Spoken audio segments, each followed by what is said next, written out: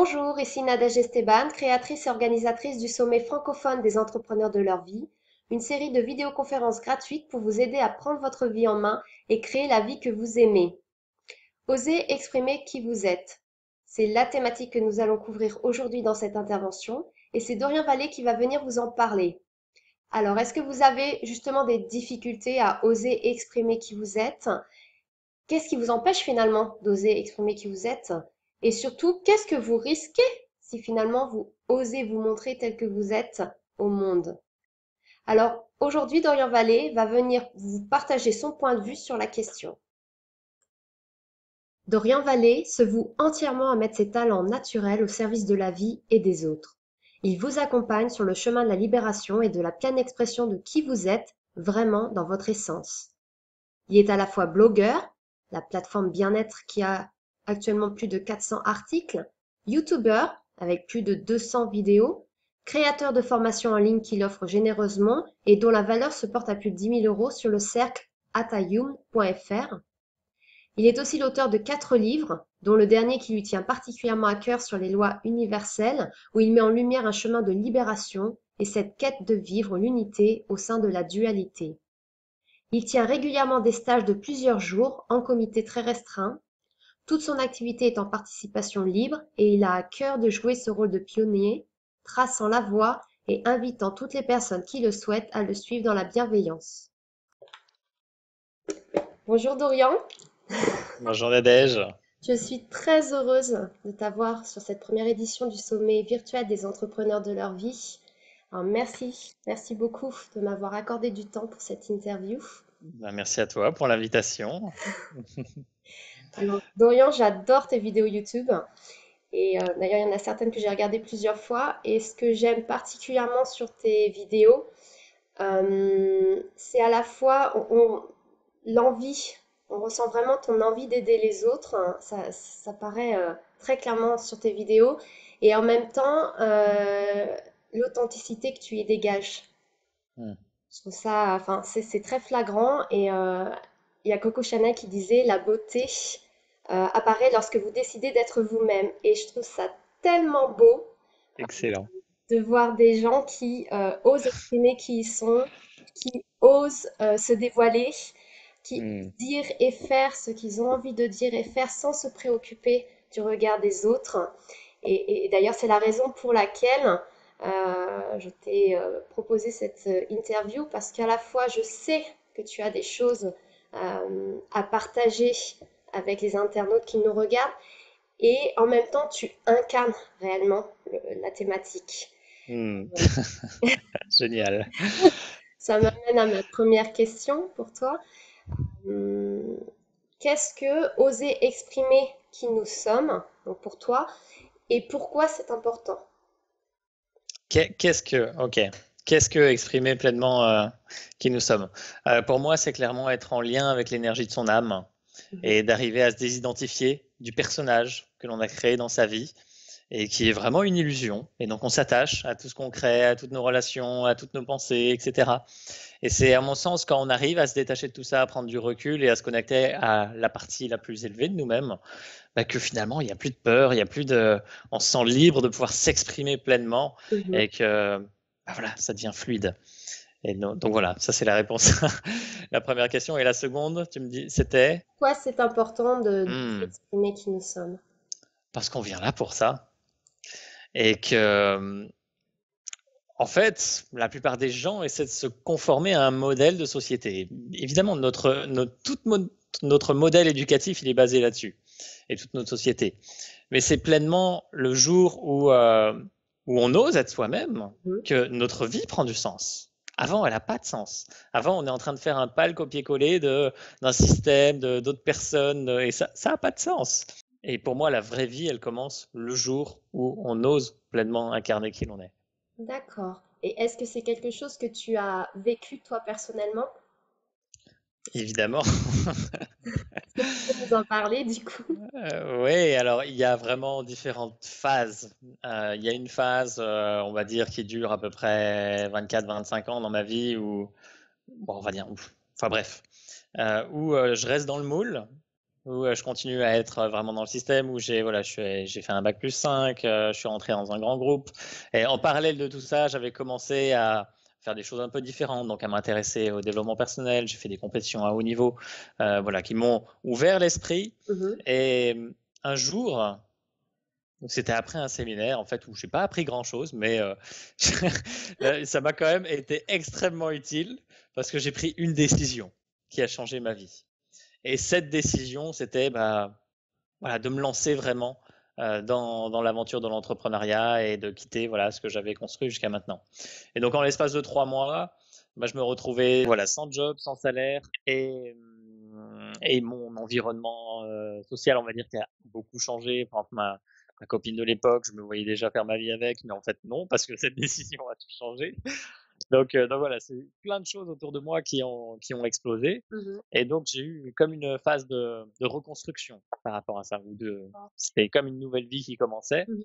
où je cherchais à faire à poser mes marques, à faire mes preuves. Et donc je dirais que cette phase a duré bien 2 ans, voilà, qui a été assez mouvementée. Et jusqu'à ce que j'étudie vraiment les lois universelles, Mhm. qui est d'ailleurs l'objet de mon dernier livre, où là, j'ai compris que je pouvais me connecter à une version vraiment plus élevée de moi-même. Donc j'en avais déjà eu des petits bouts sur mon chemin, voilà, mais ça restait des petits bouts isolés dans des méditations précises. Et un jour, j'ai compris que je pouvais vraiment l'incarner à chaque instant. Et là, ça a fait une différence monumentale parce que ça me permet aujourd'hui voilà, d'exprimer pleinement qui je suis et sans peur. Et j'ai plein de personnes autour de moi qui me disent que j'ai du courage, que voilà, parce que j'ose faire des choses que personne ne fait. Mais en fait, c'est pas du courage, c'est juste qu'il y a plus de peur. Donc, je peux me permettre de faire des choses que beaucoup de personnes ne se permettent pas de faire parce qu'elles sont pas en lien avec cette partie qui est détachée justement Oui. de la matière et du personnage. D'accord. Et est-ce que justement, parce que je pense que effectivement, le principal frein pour oser vraiment être qui nous sommes, ce sont toutes ces peurs.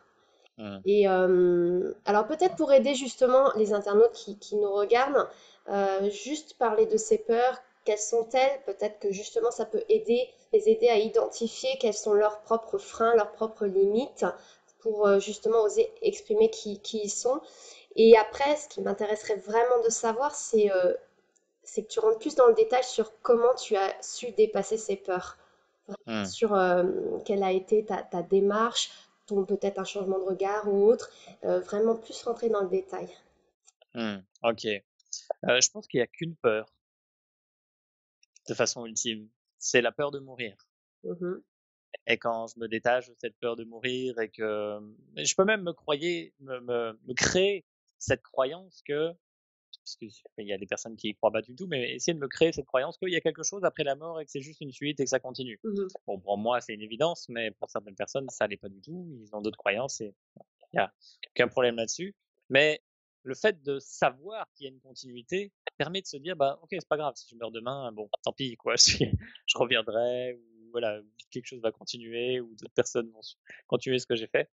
Mais voilà, on va dire c'est la peur ultime. Et avant ça, il y a plein d'autres peurs qui sont la peur d'échouer, c'est la peur de manquer d'argent, c'est la peur de décevoir mes proches. Ou voilà, ça va être les deux domaines de toute façon les plus touchy entre guillemets, c'est l'argent et les relations. mhm, Quand on dépasse ça, et c'est sûr qu'on a envie de bien faire, et la plupart des gens ont peur de prendre certaines décisions parce qu'il y a ces 2 domaines qui se combinent. Elles ont une famille à nourrir, et donc voilà, il y a la peur du coup de pas avoir assez d'argent pour les nourrir, en fait, voilà, c'est uniquement de l'illusion. On pense que si qu'on doit faire certaines choses d'une certaine façon pour que ça se passe bien. Alors qu'en fait, quand on est pleinement dans son essence et qu'on ose créer ce qu'on est venu pour créer, mhm. naturellement, on a toujours ce dont on a besoin. Et ça, je pense qu'on l'apprend ou on l'intègre vraiment en vivant ces expériences. Parce que moi-même, en ayant fait énormément de changements dans ma vie, il y a certains moments où je savais pas si ça allait bien se passer derrière. Mais j'ai su par l'expérience que ça se passait comme ça. Et maintenant, j'ai tellement d'expérience que c'est pas évident, quoi. D'accord. Et donc, comment ensuite les dépasser, hein? C'était ça ta question. Euh, Il y a deux choses pour moi. La première, c'est que les peurs résultent en fait d'émotions cristallisées généralement. Et c'est des trucs qui sont en nous, qui bloquent et qui sont pas exprimés. Du coup, à chaque fois qu'on va revivre une situation qui réveille cette émotion, eh ben, on a peur et on n'y va pas. Mhm. Donc, le but du jeu, c'est de décristalliser toutes ces émotions. Et pour les décristalliser, il faut les vivre pleinement. Et ça veut dire qu'à chaque fois qu'il y a une situation comme ça qui se présente, qui fait monter quelque chose en moi, eh ben, c'est de ne pas fuir cette situation, mais d'oser la vivre. Et le fait d'oser la vivre à fond, en y allant vraiment à fond, eh bien, je vais certainement me créer une autre expérience Mhm. qui va casser le schéma neuronal en fait qui s'identifie à cette situation qui me cause du tort. Si je me rends compte que je peux vivre la même situation en me sentant bien ou voilà à peu près correct, et ben du coup voilà il y a d'autres possibilités qui s'offrent à moi et je libère tout ça. Et la seconde option, bah, c'est de me connecter à mon âme Mhm. qui est en lien avec l'univers, avec tout ce qu'on veut. Et donc, effectivement, quand on est en lien avec ça, toutes les peurs qui sont attachées au personnage, en fait, ben, s'envolent. Enfin, elles peuvent être là, mais on les observe et elles n'ont plus d'impact. Ça ne nous empêche pas d'agir, ça ne nous empêche pas d'avancer. Elles sont- C'est vraiment ces deux. En fait, elles sont toujours là, mais on a une prise de recul par rapport à ces peurs. C'est ça que tu... C'est ça, euh, exactement. Comme en méditation, par exemple, dans un certain état, on peut voir nos pensées mm, passer. mm. Donc l'objectif, c'est pas de plus avoir de pensées, comme beaucoup de personnes pensent, et du coup, bah voilà, qui n'arrivent pas à méditer. Mais c'est au contraire, elles sont là et puis je les regarde et tout va bien. Donc là, en fait, concrètement, et c'est vrai que j'aime beaucoup ce que tu dis sur l'observation des émotions et de les vivre, parce que très souvent, on a l'impression qu'il faut, au contraire, aller tourner la tête et surtout pas voir que là, il y a de la peur. Mmh. Ouais, Donc ça, je trouve ça intéressant que tu précises bien qu'au contraire, il faut les vivre intensément parce qu'elles sont là et surtout pas les renier ou les nier. Euh, Est-ce que tu aurais un exemple concret peut-être par rapport à ça, juste pour que les internautes qui nous regardent puissent vraiment intégrer ce que signifie vivre ces émotions, et notamment la peur. j'en ai plein. Moi, je vais prendre le dernier en date, même si je suis tellement du coup détaché que ça a beaucoup moins d'impact pour moi, même voire aucun. Mais voilà, l'exemple est quand même bon. Je pense que je pourrais en donner d'autres.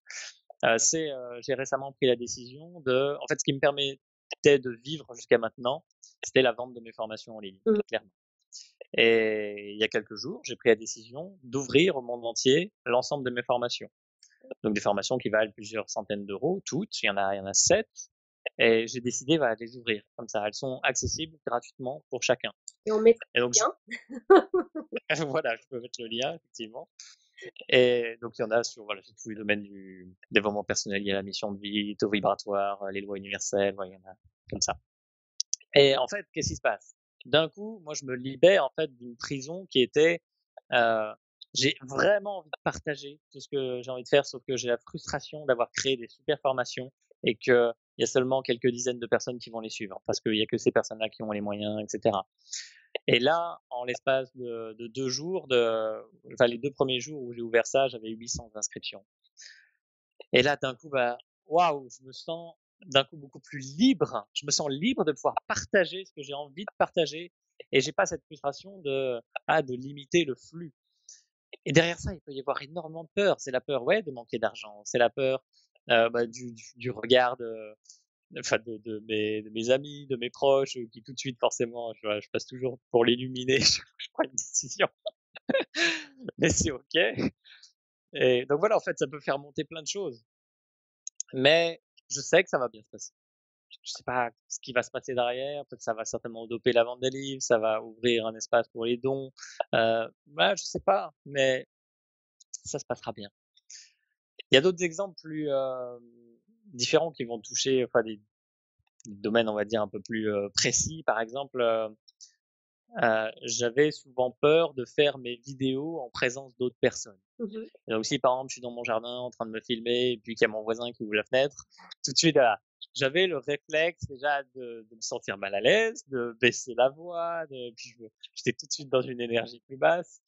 Et en fait, ce que j'ai fait, pour vivre cette expérience à fond, c'est que dans ces mêmes situations où je me suis senti justement baisser en vibration, bah, j'ai monté la voix Ah, et je me suis affirmé encore plus que voilà, ça m'a servi de catalyseur pour augmenter encore mon énergie. Et je me suis rendu compte que je pouvais me sentir bien dans cette situation, même si voilà, il y avait des personnes qui me regardaient. Alors, chose en plus très marrante, c'est que la plupart du temps, les gens finissent par fermer les fenêtres. Je suis plusieurs fois ce cas. Et voilà, en fait, le fait de vivre cette situation de façon différente cassait le schéma neuronal et me permettait de me dire, bah, en fait, voilà, je m'en fous, je peux aller faire mes vidéos dans le jardin ou n'importe où dans la rue, voilà, peu importe. Et tout va bien. donc quand la situation se présente et qu'elle déclenche une peur, donc là, ce serait d'être présent à ses émotions et deux, Mhm. ce serait de faire autrement, c'est ça? Alors voilà, donc l'exemple de l'amplification, c'est extrême, voilà, pour la personne qui encourage ce moment. Sinon, c'est effectivement vraiment accueillir cette émotion qui monte et surtout pas fuir le truc. Mmh. Si je fuis, ça se représentera par différentes façons et c'est comme voilà, quand la vie essaie de nous faire passer un message et puis que par exemple je me prends le pied dans une porte, et voilà, ça commence comme ça et puis en fait après c'est la tête et puis après voilà, c'est crescendo Mmh. tant que je reçois pas le message. Mmh, mmh mh. Et bah, voilà, plus les situations que j'ai à vivre, voilà, font réveiller des choses et que je refuse de les vivre, plus les situations vont être grosses et perturbantes. Donc voilà, après, vaut mieux le faire tôt que tard. D'accord. Et justement, alors je reviens toujours sur cette émotion de la peur. J'insiste un petit peu parce que je sais que c'est un des principaux freins quand il s'agit de prendre sa vie en main. C'est la peur de l'inconnu, tout ça. Euh, alors là, effectivement, tu nous as fait part de ton expérience sur comment tu t'y prenais. Euh, peut-être que alors, j'imagine que c'est pas quelque chose d'inné. Ça demande une certaine pratique. Et qu'est-ce que tu conseillerais justement aux internautes de faire pour justement réussir petit à petit à entrer dans ce schéma où j'arrive à dépasser mes peurs. Elles sont toujours là, je deviens un peu amie avec mes peurs en quelque sorte. Mmh, mmh. Bon, le fait de les vivre et de se connecter à soi, c'est clairement l'idée. Après, je vais donner un autre exemple du coup pour voilà, apporter plus de matière. Qu'est-ce qui crée la peur? Mhm. C'est le fait de pas vivre dans le moment présent. C'est que je suis en train de faire des scénarios, donc généralement je projette dans le futur par rapport à mon passé, donc je suis clairement pas ici. Je vais prendre l'exemple de l'argent parce que j'adore cet exemple où en fait on n'a jamais de problème d'argent. Le seul moment où on a un problème d'argent, c'est parce que on est en train de se dire que on va manquer d'argent pour faire certaines choses et que par exemple je vais pas pouvoir nourrir ma famille ou je vais pas avoir assez d'argent pour payer mes factures, etc. Mais là, ici, dans l'instant, j'ai jamais de problème d'argent. Mhm. Jamais. Mhm. C'est toujours une création. Mhm. Et c'est prendre conscience de ça. Prendre conscience, ok, j'ai telle peur et c'est ma création.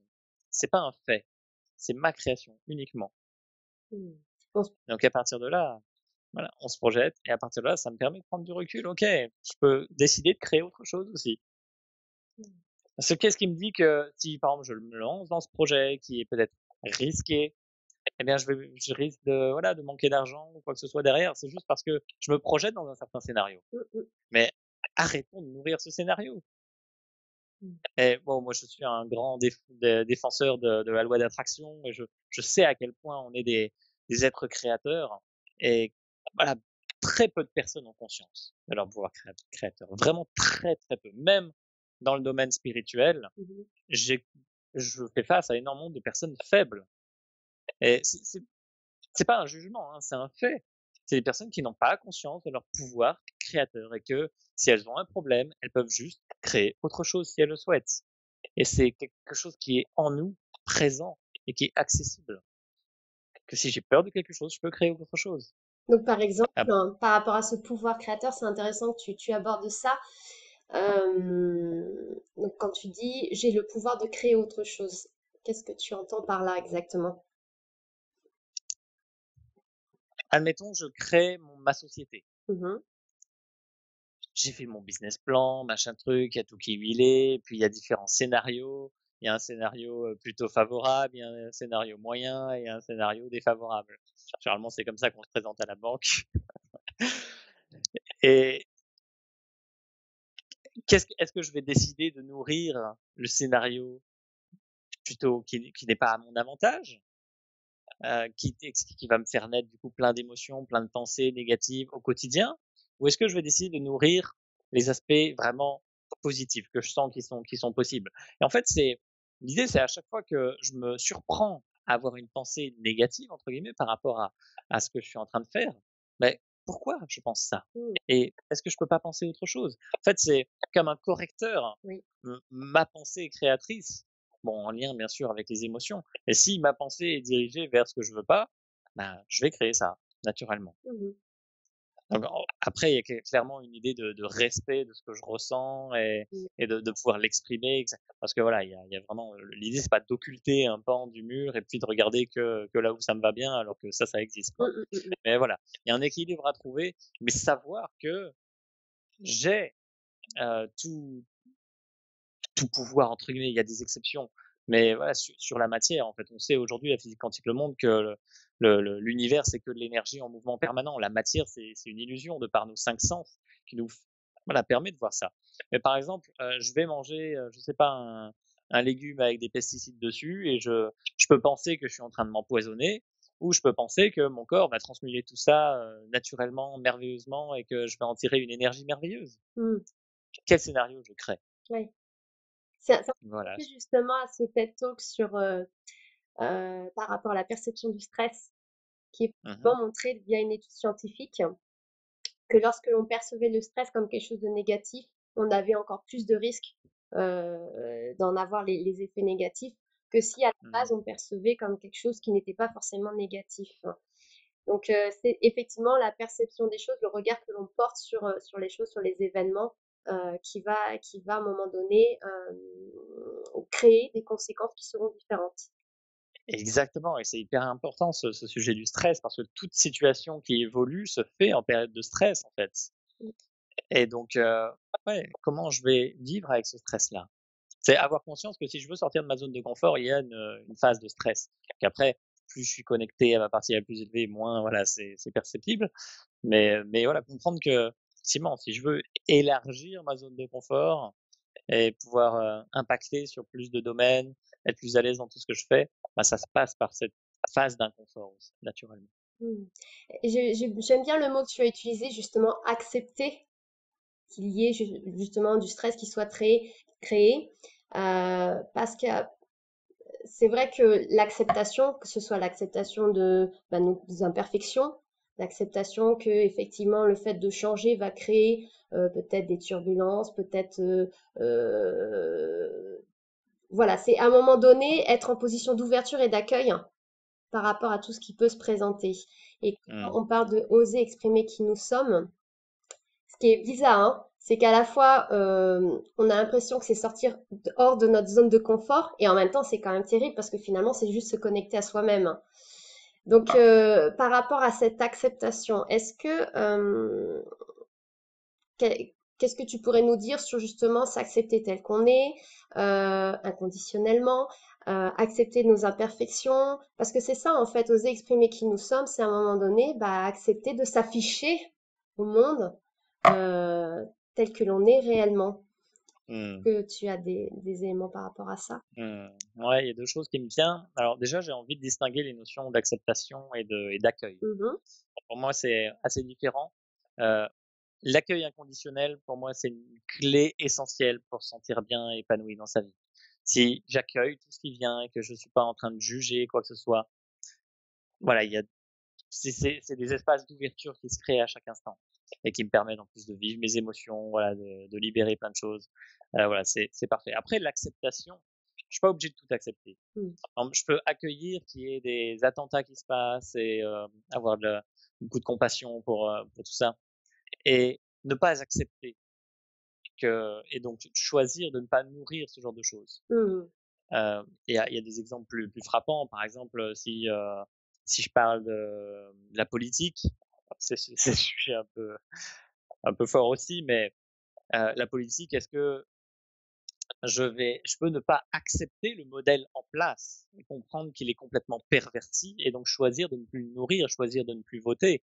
Ou alors, je peux continuer à être dans le système. Mais en fait, j'accueille quand même qu'il soit là. Mmh. Parce que il est là et s'il est là maintenant, c'est que certainement qu'on en a besoin en tant qu'humanité, que voilà, il y a un chemin à faire pour instaurer d'autres choses. Et c'est parfait comme ça. Mais aujourd'hui, je dis non. Je refuse de nourrir ça. Mmh. Et c'est complètement OK. Euh, Après, donc voilà, il y a ces deux notions à distinguer. Je me rappelle plus de la question, mais je sais ce que je voulais dire. Passion de nos imperfections, justement. Oui, Wow. oui, nos imperfections. Alors, effectivement, c'est du jugement total. Ce qui me vient, c'est qu'en fait, chaque chose que nous donne la vie est de la même nature. C'est la même énergie, en fait. Tout est de la même énergie qui se manifeste de façon différente par rapport à la fréquence que ça prend, mais bref, tout est la même chose. Et donc, en fait, il y a certaines choses sur lesquelles comment dire, je vais avoir des pensées négatives ou que je vais pas accepter, et d'autres que pas accueillir, et d'autres que je vais aimer, alors qu'en fait, c'est la même énergie dans le fond. Mmh. Et donc, en fait, à mon sens, c'est comme si quand la vie me propose une situation qui me dérange ou quoi que ce soit, et que je l'accepte pas, et que je la renie, et que j'ai envie que ça s'arrête, et tout ça, à mon sens, c'est comme si je faisais insulte, en fait, à la vie. Parce qu'elle me propose juste quelque chose pour me permettre de m'exprimer pleinement, justement, et de libérer peut-être des loups qui y a en moi ou des zones d'ombre. Et non, je dis non à ça et j'essaie de fuir ça. Et je trouve ça dommage de juger, en fait, ce que la vie me donne. Mmh. Alors que je suis bien petit par rapport à, on va dire, cette intelligence, entre guillemets, qui fait que tout soit en harmonie dans l'univers. Qui suis-je pour juger, en fait, tout ça? Et qui suis-je pour juger mes imperfections qui sont peut-être les plus grands cadeaux que j'ai reçus? Mais tant que je les vois comme des imperfections, effectivement, ben, c'est pas des cadeaux. En fait, encore une fois, c'est toujours le regard que je porte sur les choses. Et c'est de la création. Deux personnes qui vivent la même situation peuvent la vivre de façon complètement différente. Mmh mh. En fonction du regard qui est posé, et c'est ça la création. Mmh. Super, super. Je voulais, j'ai vu une de tes vidéos donc sur le pouvoir de la vulnérabilité. Mmh. Et tu as dit dans cette vidéo, à un moment donné, la vulnérabilité, c'est un devoir. Mmh. Et j'aurais aimé peut-être que tu puisses revenir sur cette phrase, parce que quelque part, oser exprimer qui nous sommes, hein, c'est aussi, à un moment donné, savoir toucher ce côté vulnérable et oser l'afficher. Et voilà. Donc, OK, donc ouais, c'est effectivement le côté pleinement authentique. Ce qui est marrant, c'est que quand on devient authentique et qu'on montre aussi nos failles, bah, les gens s'attachent à nous. Alors que si on est parfait, costume cravate tous les jours, nickel, au top, bah, en fait, on n'a pas le même impact. Et bah, j'ai d'ailleurs fait une vidéo un jour où j'étais en costume justement, et en fait j'ai filmé ensuite mes pieds, j'étais pieds nus, et du coup ça faisait ce contraste. Et j'ai envie en fait de partager une autre notion que celle de vulnérabilité, qui pour moi est très similaire et qu'en fait je partage dans mon livre sur les lois universelles, qui est l'humilité. mmh, Pour moi, l'humilité est très mal comprise. Et on a l'humilité chrétienne qui est mise en avant, et on pense voilà qu'il faut baisser la tête et être humble, etc. en permanence. Et en fait, ça, c'est nul. d'accord. Parce que c'est nul tant qu'on n'a pas compris qu'on devait pleinement être soi-même avant. Et donc pour moi, la plus grande des humilités, ou la première phase de l'humilité, c'est de reconnaître sa grandeur. Et ça, c'est reconnaître la vie qui m'habite, qui est toute puissante, qui est prodigieuse, et à quel point je suis grand et je peux créer des choses fabuleuses dans ma vie. Et une fois que j'ai pris conscience de ma grandeur, je peux la mettre au service de la vie et être justement dans cette humilité chrétienne. Mais si je commence à me rabaisser avant d'avoir pris conscience de ma grandeur, en fait, je m'épuise et je me retrouve à être souvent dans le manque, à souffrir parce que j'ai donné toute ma vie et que j'ai pas reçu ce que je voulais. Et voilà, c'est un non-sens en fait. Et voilà, la vulnérabilité est très proche de ça en fait. La vulnérabilité, c'est quand j'exprime, on va dire, mes pardons ou mes faiblesses, etc. Ben, je prends de la grandeur. Mmh. D'un coup, j'ai plus d'impact, j'ai plus C'est comme lorsque je vais dire la vérité ou je vais mentir à quelqu'un. Sur le papier ou tout de suite en frontal, ça peut ne pas se voir. Mais dans l'énergie, c'est clairement visible, ça transpire. Et donc une relation peut devenir toxique alors que tout va bien sur le papier, mais en fait, il y a des mensonges qui se sont glissés, même si les deux s'en rendent pas compte consciemment. Mmh, Le verre est dans le fruit, en fait. mmh. Donc plus on va être dans cette authenticité, dans cette vulnérabilité, dans cet être en fait exprimé qui l'on est, plus c'est fluide. D'accord. Voilà, je sais pas si ça répond à ta Oui, question, oui, je vais oui, passer sur tout d'autres. Mais à fait. Alors toujours par rapport à la thématique, oser exprimer qui nous sommes, euh, j'aurais aimé peut-être que tu parles avec nous de... je pense que ça touche aussi le côté bienveillance que l'on a par rapport à soi. Le côté de, alors au-delà de l'acceptation que je m'aime aussi, et je remarque, notamment par la fréquence des articles qu'on peut trouver sur Internet, mais aussi par rapport aux conversations que je peux voir sur les réseaux sociaux, euh, que c'est quelque chose dont on entend de plus en plus parler. Euh, et voilà, j'aurais aimé peut-être que tu partages avec nous bah, tes conseils par rapport à ça, ton retour, ton vécu par rapport à cette thématique-là. la bienveillance. Oui, envers soi-même, déjà. Mais on pourra aussi parler de la bienveillance envers les autres. Ok, ok. De toute façon, ça va être la même chose, hein. Ouais, alors la bienveillance. Le mythe de la bienveillance, c'est penser que tout est bisounours et voilà, il faut être gentil, etc. La vraie bienveillance, pour moi, c'est effectivement oser dire pleinement sa vérité et que je peux pointer du doigt quelque chose qui va faire mal chez l'autre, mais je le fais parce que je sais que c'est bon pour cette personne et qu'elle en a besoin Mm.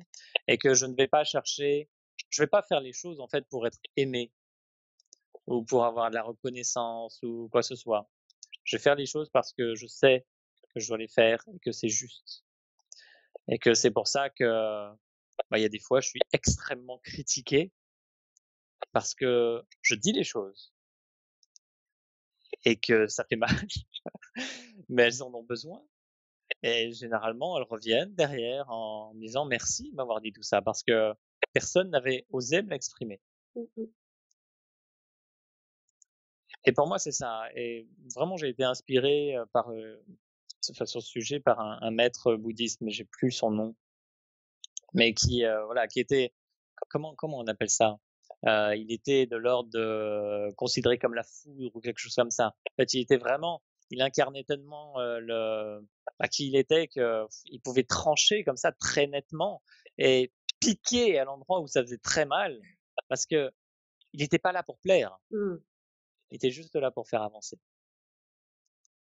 Et alors bien sûr, après, la bienveillance, on peut l'élargir à plein de choses, hein. Pour moi, c'est aussi, heu, c'est aussi avoir beaucoup de compassion, d'amour pour tout ce qui se passe autour de nous et arrêter de nourrir de haine, par exemple, tout ce qu'on n'aime pas dans notre vie parce qu'effectivement, on les renforce Mm, à partir de là. Donc il y a une forme de bienveillance à partir de là aussi. Mais voilà, la bienveillance la plus saine, c'est celle où on est vraiment dans sa vérité, mm. à mon sens. À la fois pour soi et pour les autres. Voilà, ouais, c'est la même chose. D'accord, super. Euh, donc toujours par rapport à la thématique, euh, comment savoir quand on exprime vraiment qui on est? Parce que des fois, on a l'impression qu'on exprime qui on est réellement. Comment savoir? Est-ce qu'il y a des indicateurs? Voilà, qu'est-ce qu'il faut regarder? Voilà. Ouais, si je me pose la question déjà, c'est que j'y suis pas, c'est une évidence. Après, j'ai envie de parler des prisons dans lesquelles on s'enferme. Par exemple, quand je parlais de la prison de mes formations là que je vendais, en fait, j'attendais de recevoir quelque chose pour donner ce que je voulais partager. Ça, c'était ma prison. Hmm. Et voilà, moi, dans ma perception aujourd'hui, c'était comme ça. Après, c'est sûr que la plupart des gens sont pas prêts à faire le pas de ce genre de choses, mais c'est OK. En fait, on a tous nos prisons qui nous empêchent d'exprimer pleinement qui on est. Donc on s'oblige à être d'une certaine façon ou à faire les choses d'une certaine façon. Et ouais, c'est que des limites qu'on se pose. Bien sûr, souvent la société nous invite à le faire Aussi. ou nos proches. Mmh, Ouais, mais après on a toujours notre comment dire, le pouvoir de décision par rapport à ça. C'est nous qui acceptons et personne nous a jamais, alors sauf exception, mais personne nous a jamais mis le couteau sous la gorge pour prendre les décisions qu'on a prises dans notre vie. mmh. Oui, c'est sûr. C'est qu'à un moment Donc donné, on a accepté leur retour comme étant, quelque chose de vrai. exactement. Mmh, Et donc là, l'idée, c'est de reprendre sa responsabilité et donc reprendre son pouvoir créateur. En fait, à partir du moment où je prends pas la responsabilité d'un événement ou d'une situation qui est dans ma vie ou que je pense que c'est la faute de quelqu'un d'autre, je suis faible. mmh. Je suis une victime. Si je suis une victime, je peux pas créer ma vie. Ouais, ouais. Quand j'ai conscience que tout ce qui m'arrive, même les trucs les plus horribles, c'est moi qui les ai créés ou en tout cas j'y contribue très fortement, ben, si j'ai créé ça, j'ai le pouvoir de créer autre chose. Mmh. Alors que si je subis, ben non, je subis quoi. Ouais, ouais. Et justement, parce que c'est vrai que donc c'est le concept central, hein, de devenir entrepreneur de sa vie, c'est de passer de ce statut de spectateur et de victime à un Mmh. statut d'acteur de sa vie. Euh, Quels seraient tes conseils par rapport à ce changement? Comment, à un moment donné, on arrive à se sortir de ce positionnement de victime, de spectateur, et comment on arrive à se sortir les doigts de... Voilà, pour devenir acteur de sa vie. Est-ce qu'il y a une formule magique? Je sais pas. C'est un chemin, hein. C'est une décision en fait. En fait, ouais, c'est voilà, si, c'est une décision. Il y a 2 mots qui me portent beaucoup, c'est, mot d'intention et mot de décision, qui sont en fait les mêmes. Quand je prends vraiment la décision de d'être ou de faire quelque chose, ou même d'avoir, c'est comme si tout l'univers conspirait à faire que cette chose-là puisse devenir réalité.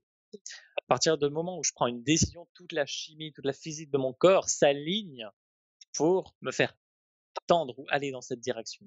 Après, la vie va aussi me rappeler à l'ordre s'il y a des choses à travailler sur le chemin, voilà. Et donc là, accueil inconditionnel.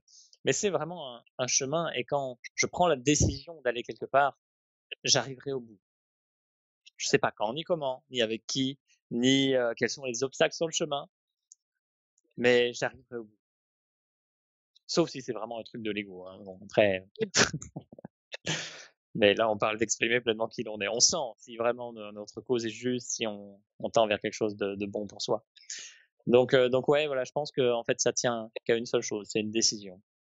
Et derrière, c'est de l'accueil et ce quatrième accord Toltec que j'aime énormément, qui est de faire toujours de son mieux, Mm, quoi qu'il arrive. mm. Et donc de ne pas se juger par rapport à ça. On fait juste de son mieux. Il y a des jours où je peux rester couché toute la journée parce que j'ai l'énergie qu'il y a ça. Et c'est OK, j'accueille tout ça, je me respecte là-dedans et je fais juste de mon mieux. Ouais, ouais, tout à fait. Ouais. D'accord. Tu as aussi utilisé le mot intention, donc puisque tu en parles, est-ce que tu peux peut-être donner plus d'éléments par rapport à ça? Et justement, le fait qu'il est important, enfin, devenir entrepreneur de sa vie, c'est à la fois un choix qui est conscient, donc tu parles de décision, mais à la fois intentionnel.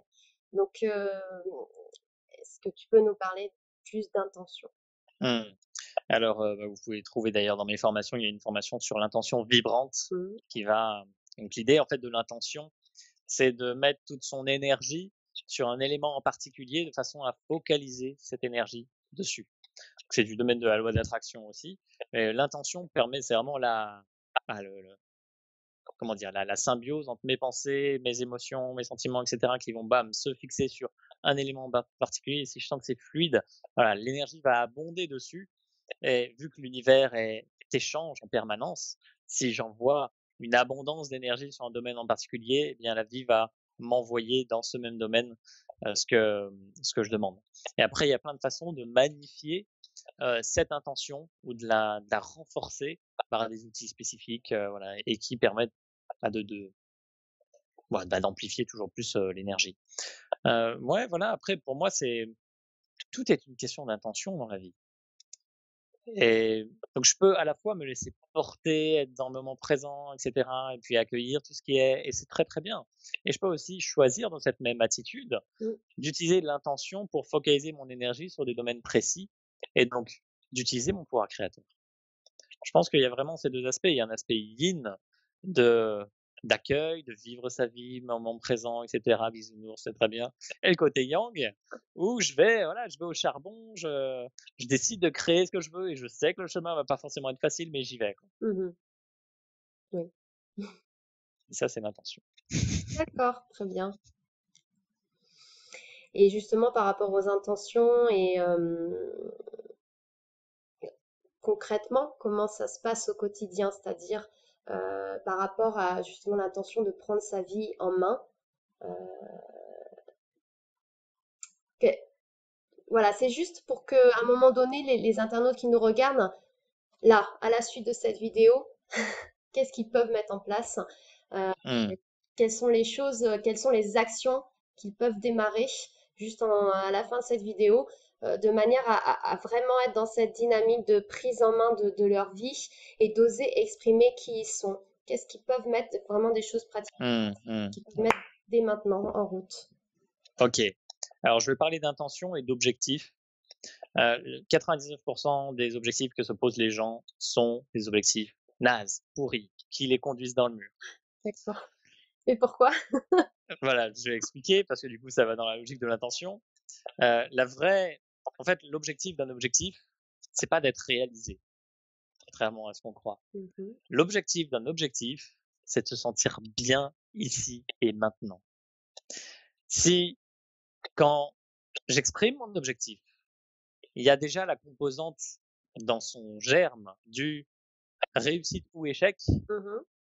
en fait, ça va pas. Il y a la possibilité d'échec dedans. Oui. Donc il y a un truc qui est pas clair dans l'énergie que j'envoie par rapport à ça. Mmh.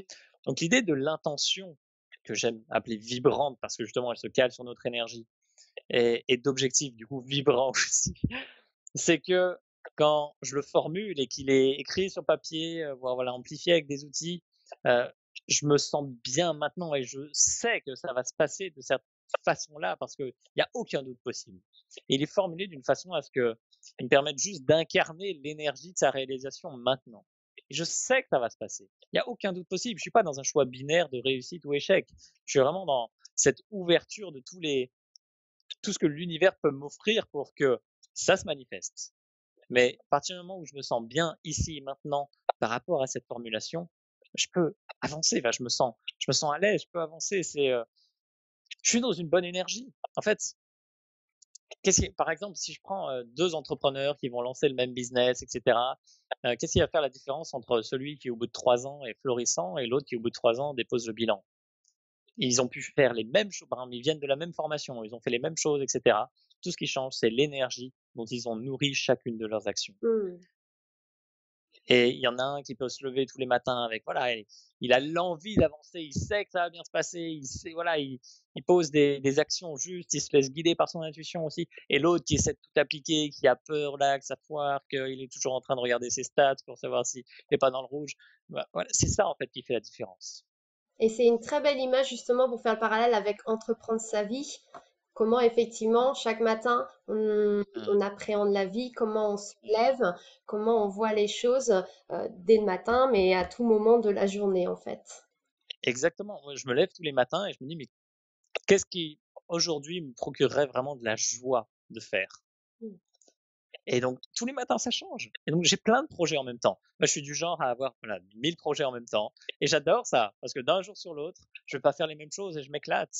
Alors que si je reste focus sur un sujet pendant peut-être un mois, eh ben, non, je force les choses. Mm.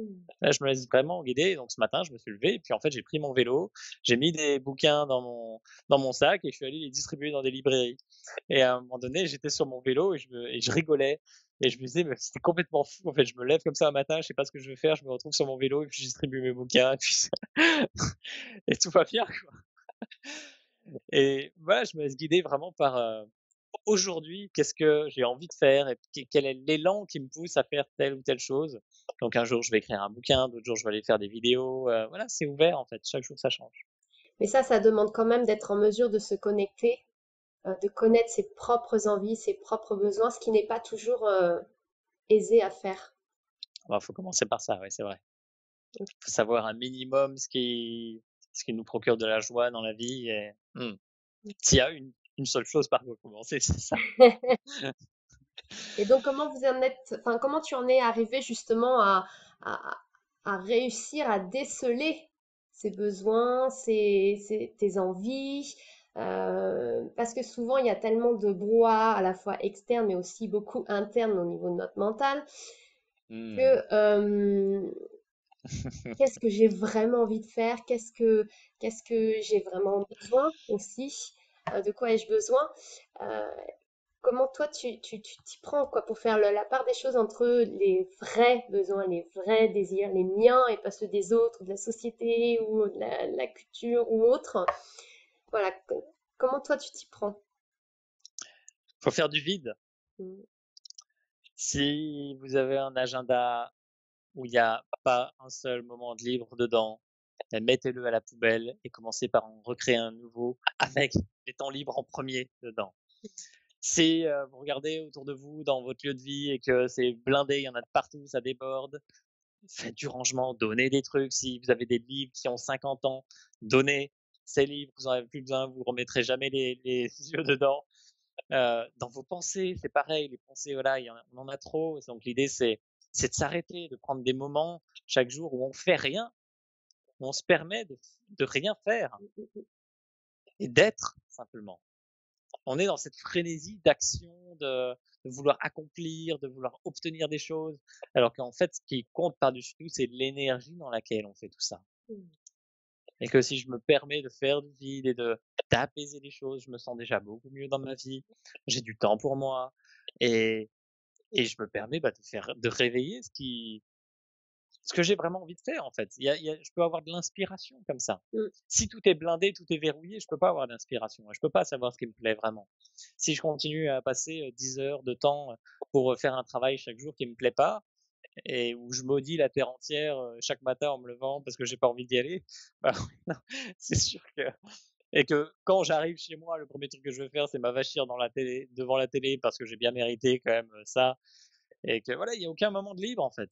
Il y a aucun moment où je me pose, où je fais un bilan. Faire un bilan, ça peut être très bien aussi.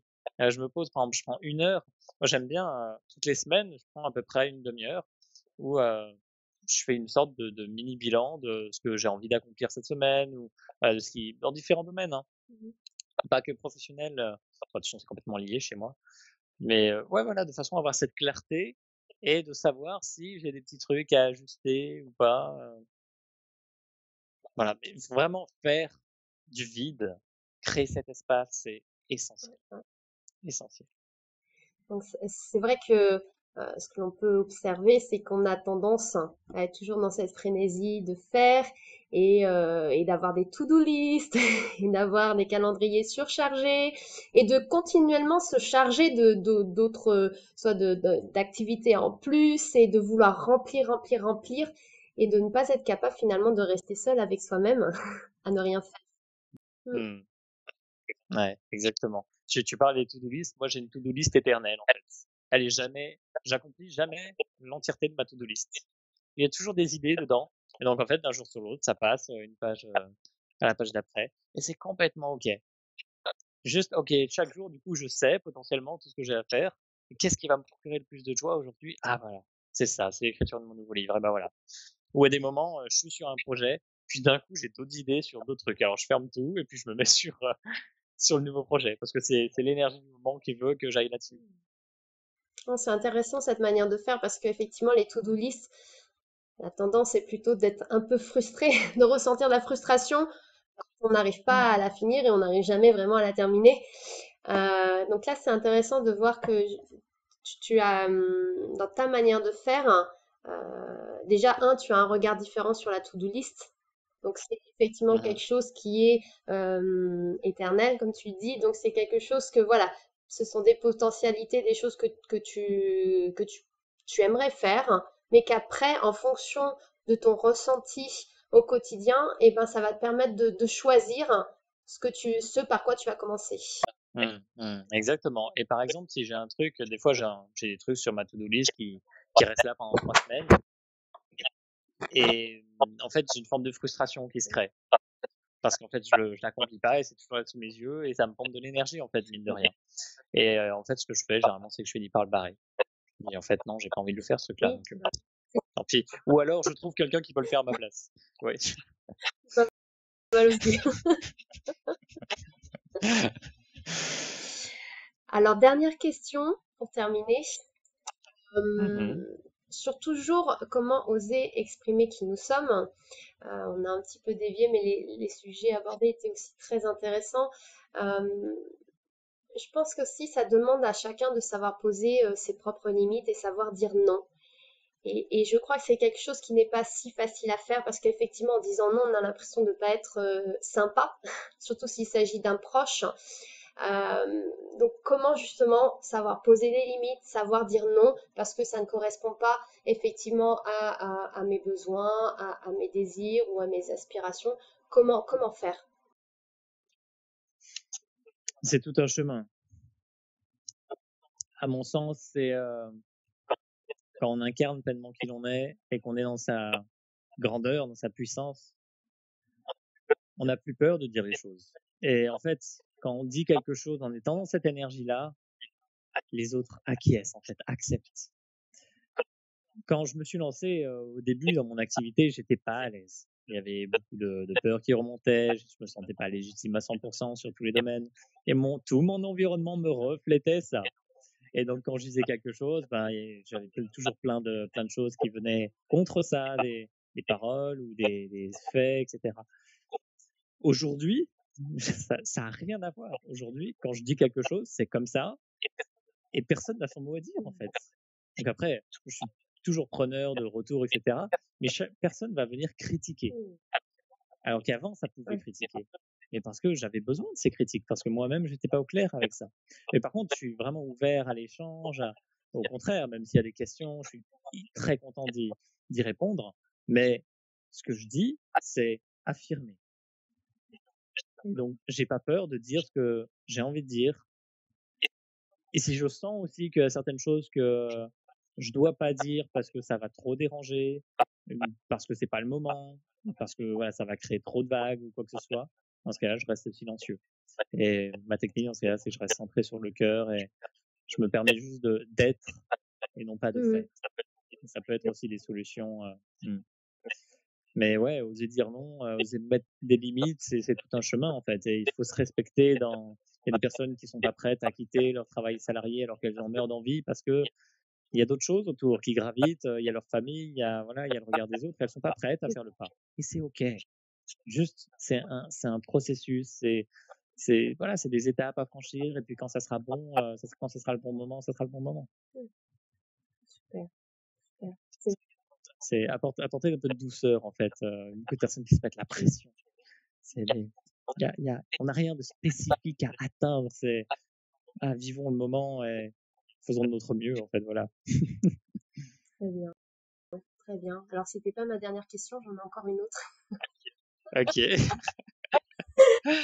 Je voulais avoir, donc selon toi, qu'est-ce que prendre sa vie en main? Quelle serait ta définition? Quelle serait ta façon de voir ça? J'ai le sentiment d'y avoir déjà répondu et en même temps, ça m'a l'air d'être tourné différemment. C'est ok, c'est être. C'est être et non pas faire. C'est vraiment mettre la priorité à l'être, mettre la priorité à l'intention, à pourquoi je fais les choses. Est-ce que je crée des formations pour les vendre et avoir de l'argent et pouvoir vivre, ou est-ce que je fais des formations pour pouvoir les partager à un maximum de personnes et puis je me dis bien que la vie va me récompenser pour ça d'une certaine façon. Pourquoi je fais les choses? Et vraiment me repositionner sur cette intention la plus pure possible qui va me permettre d'impacter favorablement, entre guillemets, tout ce qui m'entoure. Ça, vraiment, dans l'essence du sujet que tu partages, je pense que c'est ça. C'est se repositionner sur l'être, sur l'intention, et non pas sur ce que je fais. Parce que ce que je fais, je peux le faire dans 1000 énergies différentes. Super. C'était vraiment très beau. Merci. Et c'était vraiment ma dernière question. Cool. Je trouve que c'est une bonne Oui, conclusion. c'est pour ça que là, je laisse tout tomber parce que c'était une très belle réponse. Et non, très bien. Génial. Dorian, c'était un plaisir de t'avoir pour cette interview. Plaisir partagé. Je Merci à te toi. remercie. Et je recommande donc à tous les internautes de pouvoir d'aller jeter un coup d'œil à la chaîne YouTube de Dorian, où il y a, je sais pas combien il y a de vidéos, mais t'en as plus d'une cinquantaine de vidéos sur cette Oh, il y en a beaucoup plus. Je crois qu'il y en a 250 par là, 150 ouais. vidéos. Et plus du coup le cercle à taille humaine où il y a toutes les formations gratuites. Donc là, elles sont pas sur YouTube, elles sont sur Vimeo. Et là, il y en a des dizaines d'heures. Je sais pas. Ouais, il y en a 200, 250 par là aussi. Super. Donc on mettra tous les liens à la suite de Ouais, cette vidéo pour que avec les grand personnes plaisir. puissent justement aller regarder. Et après aussi tous les livres de Dorian que je recommande vivement. Voilà. Merci. Merci. Et puis, Merci à une infiniment. prochaine fois. À une Au prochaine. revoir. Au revoir. Alors avec Dorian, nous avons deux questions pour vous. Quels ont été les points clés que vous avez retenus de cette intervention? Et qu'est-ce que vous allez mettre en place dès maintenant dans votre quotidien? Donc pour Dorian Vallée, donc oser exprimer qui nous sommes, c'est être en lien avec l'énergie de son âme et réussir à se détacher du personnage que l'on se crée et tous ces masques que l'on porte durant notre vie et durant notre journée. Ensuite, il nous a beaucoup parlé des peurs qui résultent donc d'émotions cristallisées. Et donc, l'objectif, c'est d'aller décristalliser ces peurs, donc de revivre les situations qui nous font peur, mais de manière plus favorable pour pouvoir construire de nouveaux schémas neuronaux. Enfin, il nous invite aussi à prendre conscience de notre pouvoir créateur. Donc, si effectivement il y a quelque chose qui ne nous convient pas, voilà, nous avons le pouvoir de créer un autre scénario qui nous convient davantage. Ensuite, il part du pouvoir de décision. Donc, rappeler qu'effectivement, nous sommes maîtres de nos choix. Et enfin, de notre pouvoir d'intention. Donc, l'intention, c'est vraiment quelque chose qui fait qu'à un moment donné, toute notre chimie, toute notre physiologie va être alignée par rapport à un point, un objectif, un point de focus. Alors, pour le challenge, je vous propose un court exercice d'imagination. C'est un exercice que j'ai trouvé sur un très bel article de Florence Servan-Schreiber, donc Oser être soi, que je vous invite d'ailleurs à aller découvrir. Et donc là, l'exercice est donc de fermer les yeux, de vous poser un instant et d'imaginer que vous êtes vraiment vous. Donc vous ressentez bien votre envie de faire, de ressentir, d'exprimer, d'oser tout simplement être, de vivre. Vous ne sentez plus les limites, limites, vos peurs, vos doutes, mais aussi celles des autres. Et là, j'ai plusieurs questions. C'est que seriez-vous en train de faire? Où? Avec qui? Et la dernière question, c'est et pourquoi pas? Voilà, donc prenez un petit instant pour faire cet exercice d'imagination. Je vais aussi le rajouter dans le mini-guide de l'intervention. Comme ça, vous aurez le script de cet exercice et vous pouvez le refaire par la suite. Alors, c'est la fin de cette intervention. Je vous remercie pour votre présence sur cette interview. N'hésitez pas à laisser vos commentaires sur la page Facebook du sommet. N'hésitez pas non plus à aller interagir avec les autres internautes, les autres participants du sommet. Je vous remercie et je vous dis à la prochaine interview. Au revoir.